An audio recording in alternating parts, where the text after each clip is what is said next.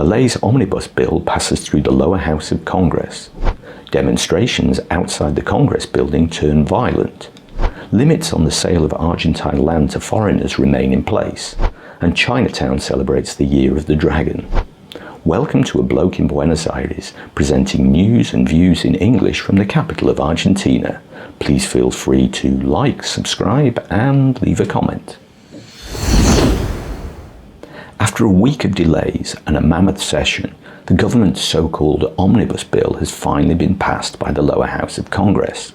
Due to the small number of seats in the chamber occupied by La Libertad Avanza, Milei's party, extensive negotiations over the content was necessary to get other parties on board. Consequently, these 664 articles in the original bill have been cut down to just over half that number. Of course, this may have been the intention all along: throw a huge amount of options at the Congress and see what sticks, knowing that quite a lot would be rejected. Winning over Congress is only the first step for the ley de bases, as the bill is officially known. It still has to get through the Senate. Violence broke out between demonstrators and the police outside the Congress building as the final session of the Omnibus Bill was being debated and voted on. Police used a variety of rubber bullets, tear gas, water cannon and pepper spray to attempt to disperse an angry and noisy crowd. Many people, including a reported 35 journalists and photographers, were injured and some arrests were made. This harder approach to policing reflects recent statements by Security Minister Patricia Bullrich and her new policing protocol, which draws very strict limits about acceptable behaviour by demonstrators and piqueteros.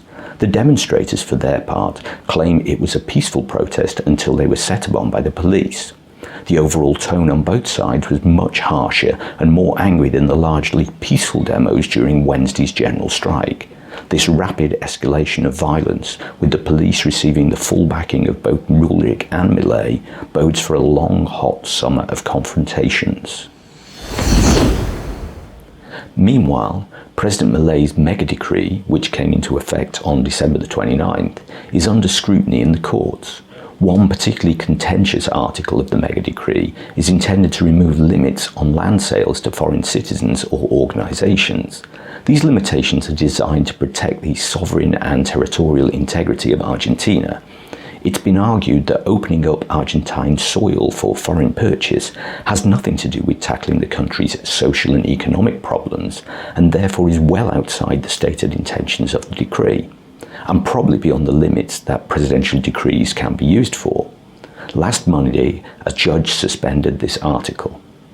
Additionally, the CGT union claims that sections of the decree concerning labour law reforms are unconstitutional, and these articles have been temporarily suspended pending court rulings. Every news report has some kind of bias, and it's often frustratingly difficult to get a balanced view. I do my best, but Ground News is a website and app that gathers all the world's media in one place so you can compare coverage. The platform is unlike any news site I've used because it shows you how breaking news is being covered across the political spectrum. Ground News lets you see the story behind the story using data-driven analysis that looks at things like political bias, reliability, and ownership of news outlets. To learn more about Ground News, click on the link in the description below. This week sees the celebrations of Chinese New Year. 2024 is the Year of the Wood Dragon. The actual date for New Year is Saturday the 10th of February, next weekend, but the ever-growing festival now covers 2 weekends. When I first started to attend the events, about 12 years ago I think, it was quite a small affair, centred around a couple of streets in Chinatown, spread over just 2 days, and featuring a dancing lion and dragon. But each year it grows and now fills several parks with food stalls and stages presenting Chinese opera and traditional as well as modern music and performance, and even dragon boat racing down in Puerto Madero.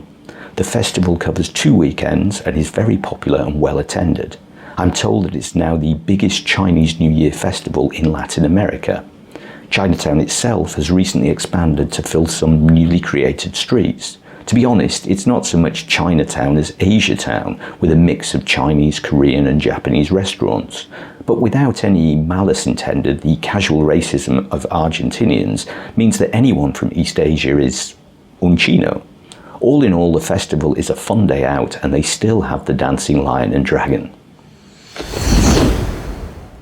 That's some of the news from Buenos Aires over the last few days.